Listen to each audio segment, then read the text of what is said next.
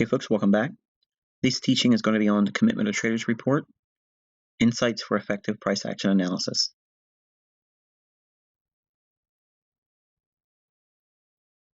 Okay, Commitment of Traders Report in graph format. Points of focus for this module: how to locate COT data, loading Commitment of Traders graph, insights from the commercials, and how commercial hedgers can aid in your analysis.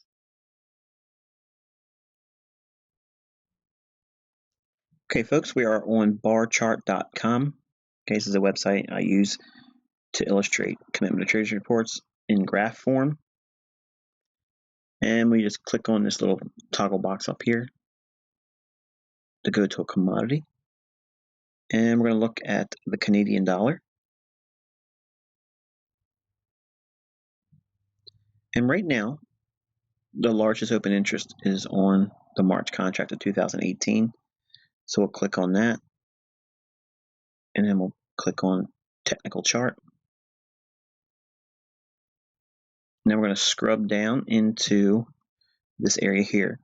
So we're going to go to candlestick. We're going to turn the volume off. I don't want to see this little box because it's very distracting to me personally, but click on weekly contract. We're going to go to 3 years is about a good enough time frame to see.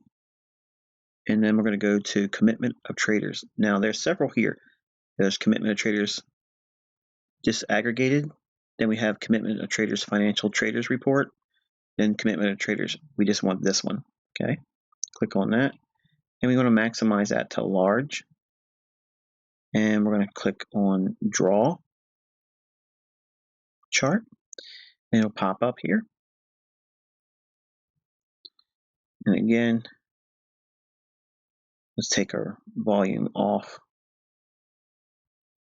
and then redraw that. So that way we have our chart with the Commitment of Traders report plotted. Now you'll notice that there is a red line, which is commercial speculators. There's a dark blue line, which is small speculators. And there's a green line, it's large speculators. Now large speculators are like large funds, large private traders. Small specs are like anyone else in the retail world. Generally, they're wrong about everything they're doing. And the commercial speculators are many times diametrically opposed to this group over here, the large specs. So what we want to be looking at is this red group, because when they get a very large position, now notice there's a zero line right here. Okay, draw that out across the entire graph, and I'll put that on the chart so you can see it. By having that, anything above the line would be deemed bullish, and anything below it or at it would be neutral to bearish. All this in here, you can see the big run up in their positions. This is their buying. Okay, so commercials are large hedgers, the people that really know what's going on, banks, institutions, insurance companies. Large speculators are traders. Okay, they're large fund managers or private traders. So when we see these big buildups, this would be a net long position, a very large net long position, and you can see eventually price does in fact have a large rally up. Now during all this consolidation here, you can see even though the commercials were below the zero line, which would be net short, they went back above the 0.9, and you can see now they have a little bit of a move higher, and they dip back below the zero line. They started selling off, and then watch what happens when these equal lows have been taken out right here. Huge buildup of net long positions, and look at the reaction in price on the Canadian dollar as a result. Huge extrapolated move on the upside. What's it reach for? A run above this old high back here. Okay, so now we're in an area where we're heavily net short by the commercials, and you've seen a nice big drop down in the Canadian dollar as a result, which is a bullish move for foreign exchange or Forex. The pair is the dollar CAD. So if this is the futures contract, this is what we're looking at. If this is bearish, it's going to be bullish for the dollar CAD pair. If this currency in the futures market is bullish, it's going to be bearish in the dollar CAD pair. So what I like to look for is a significant net long position to justify my long entry, and or a heavy net short position to justify my short position. So if we go back and look at historical data, we can see that there's major key turning points that the commercials or the red line indicate a very strong willingness to be a buyer or seller. And by using this information, we can glean insight and also build confidence behind our trades because we know that we have smart money entities behind us. I'm going to show you one more example, and we'll probably have seen enough.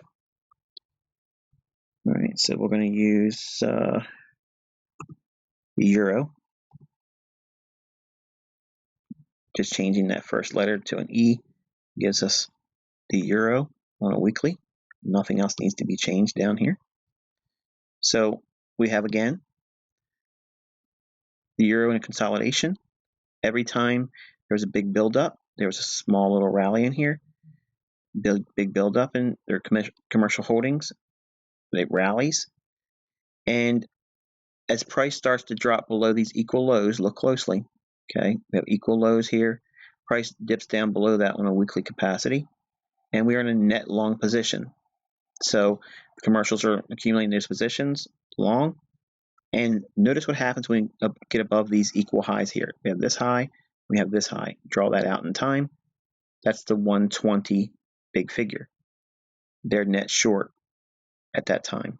Okay, so we have seen liquidation from 120 down to 117, and now we're consolidating again. So the benefit of having this tool is to, well, gauge the maximum saturation in terms of buyers and sellers. Because if you haven't noticed already, the red line, they will put the top and the bottom in the marketplace. When everything gets to an extreme, whether it be net long or net short, they usually make the higher low of the entire move because their pockets are way deeper than ours ever will be, and they are the market. Notice also that just because they swung below the zero line like they did here, that is in no way indicative of a directional change. In other words, if they're bullish up here and they swing down below the zero line, that does not mean that they're going to expect this thing to start going lower. All this means is they started doing a transition from a heavy long position to now that of a heavy net short position. Okay, so they were selling in this rally. The problem is, when I learned this concept from Larry Williams, I felt that this was going to be the top. As soon as this happened, this would be the top and it should drop down. I did not understand institutional order flow where the orders need to be tagged first. So there has to be some measure of liquidity ran out, which we see here. Then a net short position by the commercials would be significant or noteworthy. So again, this is just an introductory lesson to get you acclimated to the Commitment of Traders Report. If you want to learn more about this subject matter, these two books here are, in my opinion, the two best individual books on the topic.